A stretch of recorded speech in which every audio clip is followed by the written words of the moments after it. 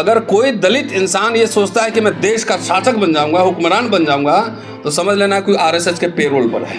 ठीक है ना। भारत के संविधान को पाकिस्तान और नेपाल से खतरा नहीं है ना ब्रिटेन से है। खतरा किससे, समझ जाइए। सुना साथियों आपने ये जो शब्द जिस व्यक्ति ने कहे हैं, जिस महान व्यक्ति ने कहे हैं, ये कोई आम इंसान नहीं है, बल्कि दिल्ली यूनिवर्सिटी में पढ़ाने वाले एक प्रोफेसर हैं जिनका नाम है डॉक्टर रतनलाल। आप इन्हें भली भांति जानते भी होंगे, इनसे कुछ हद तक परिचित भी होंगे, क्योंकि सोशल मीडिया पर आए दिन इनके इसी तरह के लोग बाग अब तो कहने लगे हैं कि ये नशे में बयानबाजी करते हैं। लोग ये भी कहते हैं कि तो कांग्रेस की दलाली करते हैं। लोग ये भी कहने लगे हैं कि ये कांग्रेस की चाटुकारिता में इतने गिर गए हैं कि अब इनको अपनी जो जाति है, अपनी जाति के जो महापुरुष हैं, अपने जाति के, अपने समाज के जिन लोगों ने यहां तक पहुंचने में मेहनत की है, त्याग किया है, बलिदान किया है, अब ये उसको भी नकारने में गुरेज नहीं करते हैं। इतिहास के प्रोफेसर हैं, लेकिन शायद अब इन्होंने ये जो बयान दिया है, इसमें ये इतिहास को ही नकार रहे हैं।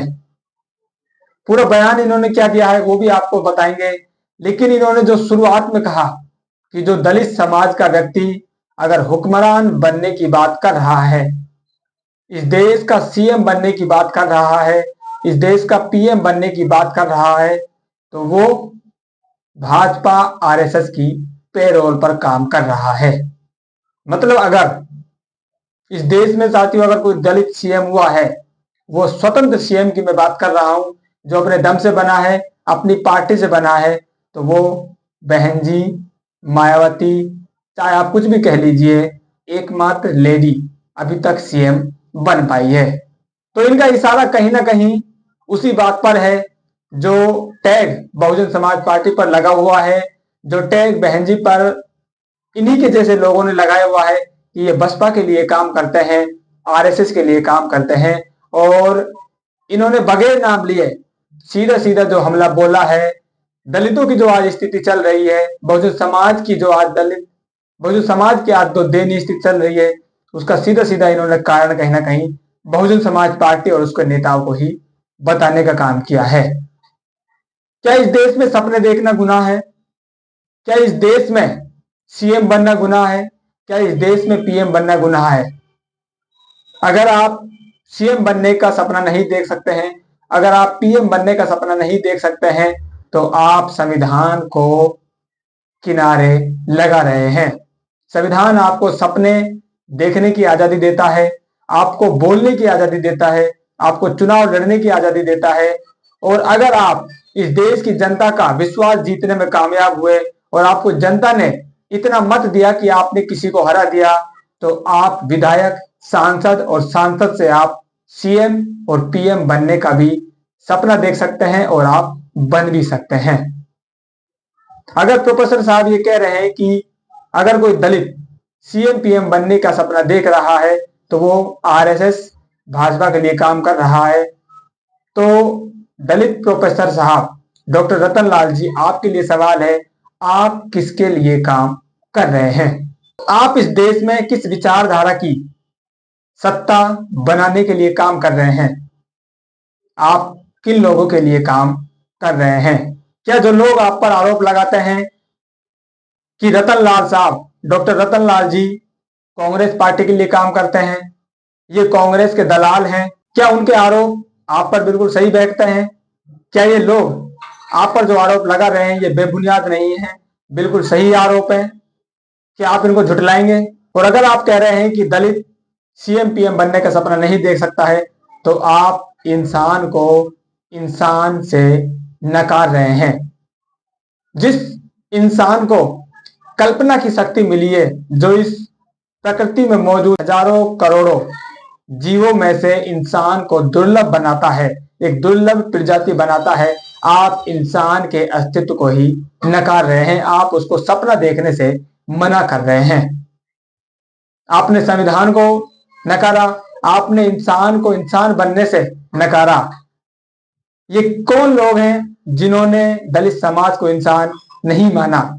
ये भली भांति प्रोफेसर साहब आप जानते होंगे, और अगर जानते हैं तो आपको खुद मालूम चल जाएगा आप किन लोगों की भाषा बोल रहे हैं और आप किन लोगों की विचारधारा को आगे बढ़ा रहे हैं। आपने जिन संस्था का नाम लिया या जिस पार्टी का नाम लिया, कहीं ना कहीं ऐसा मालूम चल रहा है आप अप्रत्यक्ष रूप से उन्हीं लोगों की भाषा बोल रहे हैं और उनकी विचारधारा को ही मजबूत कर रहे हैं।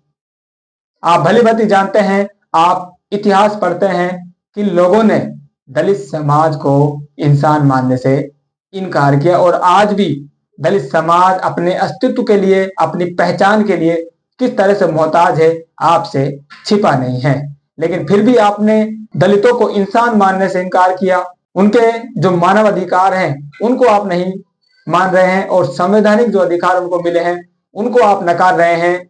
और बहुजन समाज के जो महापुरुष हैं, हजारों महापुरुषों ने जो त्याग किया, जो बलिदान किया और यहां तक इस मिशन को लेकर आए, उन महापुरुषों की मेहनत को, त्याग को, संघर्ष को, बलिदान को भी आप प्रोफेसर साहब नकार रहे हैं।